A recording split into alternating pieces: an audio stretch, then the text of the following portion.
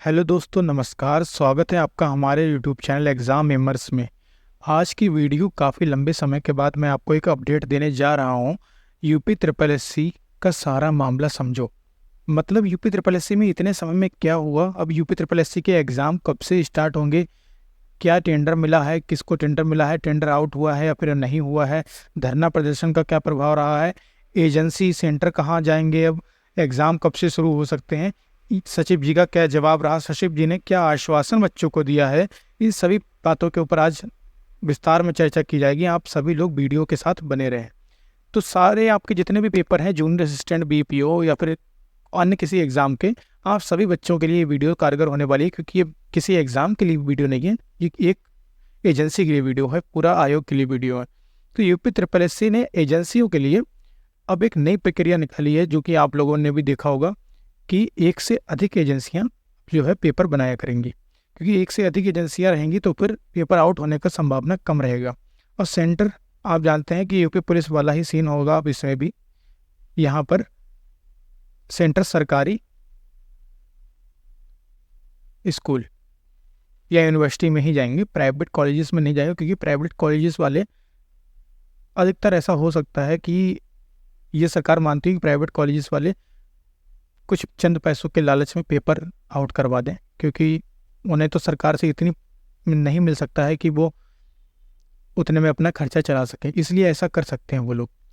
तो ये सब अलग बात है, लेकिन आपको ये सार समझना है कि अगर सरकारी स्कूल में सेंटर रहेगा तो जो वहाँ पर गवर्नमेंट टीचर्स होंगे उनको कोई लोभ नहीं होगा पैसे का, क्योंकि वो खुद इतनी सैलरी लेकर बैठे हैं कि उन्हें ऐसा खास लोभ नहीं होगा। और एक दो वहाँ भी पाए जाते हैं, लेकिन फिर भी काफ़ी हद तक पेपर आउट होने की संभावना इससे कम हो सकती है।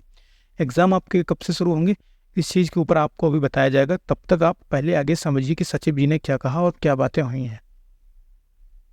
तो परीक्षाएं कब से होंगी, चलिए बता ही देते हैं। परीक्षाएं आपकी सचिव जी के अनुसार सितंबर लास्ट से स्टार्ट होने की संभावना बन रही है।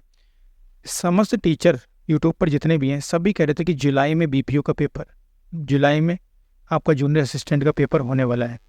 मैंने भी अपनी वीडियोस में यही कहा था, पर आप देख सकते हैं कि आपकी एजेंसी जो थी उसे ब्लैक कर दिया गया था, जिसके पास इसका टेंडर था पेपर का। तो जब एजेंसी ही ब्लैक लिस्टेड हो गई है तो अब पेपर तो लेट होंगे।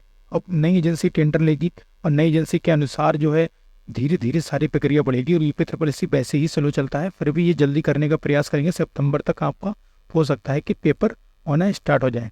पेपर का क्रम क्या रहेगा, सबसे पहला हाईलाइटेड पेपर है बीपीओ और असिस्टेंट अकाउंटेंट, ये दोनों साथ में शॉर्ट लिस्ट आई थी और इन्हीं दोनों का सबसे पहले पेपर होने वाला है।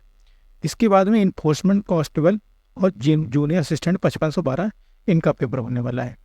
और इसके पश्चात फॉरेस्ट गार्ड और स्टेनोग्राफर का पेपर होने वाला है। ये 6 के 6 पेपर इस तरह से दो दो के पेयर में आपस में रेस में है। इन दोनों में से कोई भी एक पहले या बाद में हो सकता है, बीच में 4-5 दिन से ज़्यादा अंतर नहीं रहने वाला है। तो इतनी वीडियो से अभी तक आप लोगों को ये तो नॉलेज हो गई होगी कि टेंडर आप वाली एजेंसी आपकी ब्लैकलिस्ट हो चुकी है, तो अभी आपको समय लगने वाला है।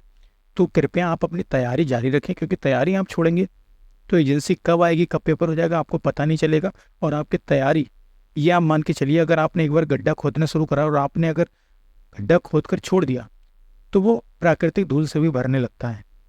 भले आप पढ़ें या ना पढ़ें, आप भूलने लगेंगे। इसलिए आप मेहनत करते जाइए, कभी ना कभी आपको रास्ता मिल ही जाएगा। क्योंकि जो नोटिफिकेशन निकला है उसका पेपर तो होना ही है, आज हो या अगले साल। तो आपको अगर जॉब चाहिए है, यूपी के अंदर जॉब चाहिए है और अच्छे पद पर जॉब चाहिए है, तो आप लगे रहो। इन चीज़ों से आपको खास फर्क नहीं पड़ना चाहिए। हालांकि थोड़ा सा डिमोटिवेशन होता है कि इतने लंबे समय से तैयारी कर रहे हैं, 1-1.5 साल में पेपर अभी तक नहीं हुआ, लेकिन आप फिर भी मजबूरी है, लगना पड़ेगा। इसके बाद बात करते हैं सचिव जी का क्या जवाब था। तो सचिव जी ने आश्वासन दिया था कि फरवरी 2025 तक आपके सारे पेपर करा लिए जाएंगे। लेकिन अब ये आश्वासन कितना सच होने वाला है और इसमें कितनी सच्चाई है, ये आप लोग भी आगे देखेंगे कि ये आश्वासन आपका कितना सच होने वाला है। फरवरी 2025 तक इसके सारे पेपर कराने को सचिव जी ने आश्वासन दिया है। अब हमारा प्रयास क्या होना चाहिए, जो लोग धरना प्रदर्शन कर रहे हैं, जैसे कि कौन लोग कर रहे हैं, जेई 2018 और और कौन लोग धरना प्रदर्शन कर रहे हैं? जेई 2024, इसमें जो है सिविल वाले भी थे, तो उसमें बीटेक और डिप्लोमा वाले की आपस में जो है टकराव चल रहा था, तो वो लोग भी धरना प्रदर्शन कर रहे हैं। तो यूपी ट्रिपल एस इस समय बिल्कुल हाईलाइटेड है ट्विटर पर भी और सभी की जबान पर भी कि यूपी की जो है सरकारी आयोग जो कि जॉब देता है उसकी ये कितनी बुरी दुर्दशा है, जो कि पंचवर्षीय योजनाओं में ये एक परीक्षा करा पाता है। तो हमारा प्रयास क्या होना चाहिए, जो बच्चे धरना दे रहे हैं उनको पहले तो प्रणाम है कि आप लोग इतनी कड़ी गर्मी में प्रयास में लगे हैं। तो आप लोगों से ये कि हमारी सबकी विनती रहेगी कि आप लोग ये आवाज़ें उठाएं, और आप लोग ये आवाज़ें उठा रहे हैं कि आपको कैलेंडर जारी करना चाहिए, भर्ती प्रक्रिया में तेज़ी लानी चाहिए, धांधली नहीं होनी चाहिए, पेपर आउट से बचना चाहिए।